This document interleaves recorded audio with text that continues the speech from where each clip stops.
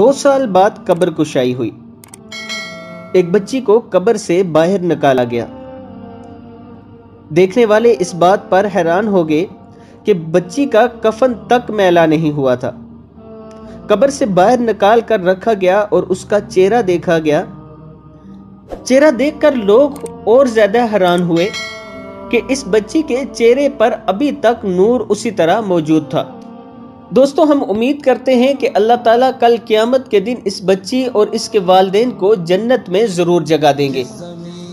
یہاں پر رسول اللہ صلی اللہ علیہ وآلہ وسلم کی ایک حدیث میں اپنے دوستوں کے ساتھ شیئر کرنا چاہتا ہوں، جس میں آپ صلی اللہ علیہ وآلہ وسلم نے فرمایا کہ جن والدین کے بچے بچپن میں فوت ہو جاتے ہوں، اگر وہ اس پر اپنے رب کا شکر ادا کرتے ہیں تو اللہ تعالیٰ کل قیامت کے دن ان بچوں سے کہے گا کہ اپنے والدین کے ہاتھ پکڑیں اور جنت میں داخل ہو جائیں۔